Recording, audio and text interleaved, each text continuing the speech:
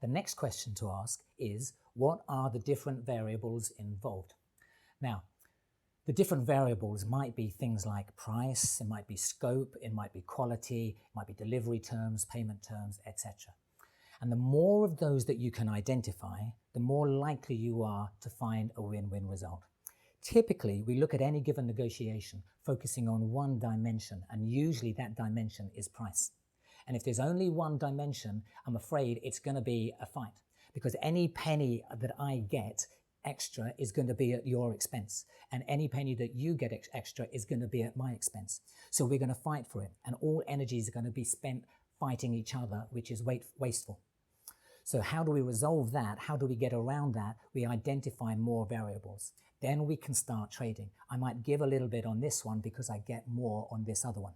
And what you're looking for is things that are easy for you to give, that are of high value to me, in return for things that are easy for me to give, that are of high value to you. And if you can find those, we're instantly in win-win territory. We're instantly in 1 + 1 = 3. So we're getting some good win-win momentum going. And the more of these different variables you can identify, the more likely you're going to get a good solution. My view is that negotiation is a highly creative process. It's a highly creative process. The best negotiators are very creative people. I'm thinking about, what else can I bring to the table? We seem to be stuck here. How about if I do this and bring this? And then that can shift the dynamic and you can get the solution. Then we have your MPP and your ideal. Now, your MPP stands for your maximum plausible position. Your maximum plausible position. Effectively, it's the most you can ask for without giggling, if you like. That if you asked for any more, they probably wouldn't take you seriously because it's not really plausible. And that's an important concept in negotiation. There is an idea called anchoring. And what happens with anchoring is that if you mention a figure, that subconsciously impacts people's valuation of that situation, and it impacts where the negotiation is likely to end up.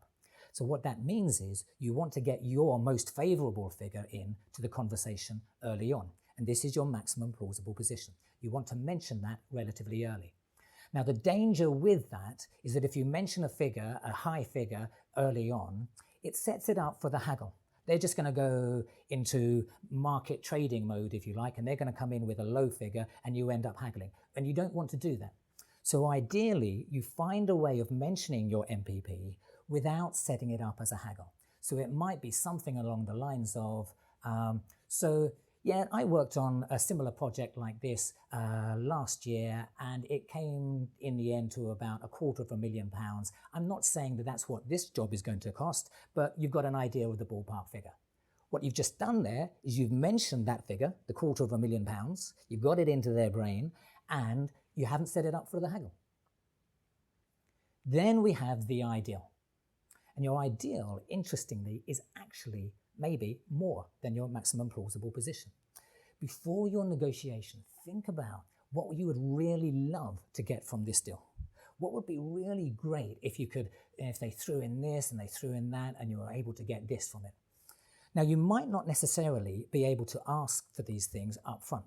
That might lose credibility. But if you've done that thinking, you'll be more likely to be able to steer the conversation in that direction. And then if the opportunity does come up, you're going to be more likely to be able to take advantage of it.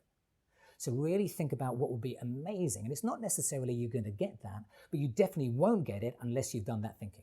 And I really do encourage you to be very ambitious about this deal. Think about Richard Branson and Necker Island. What a great deal he got. And I really encourage you to think in those kinds of terms and be optimistic about achieving those kinds of results, because I think that this methodology will get you great results from your deal.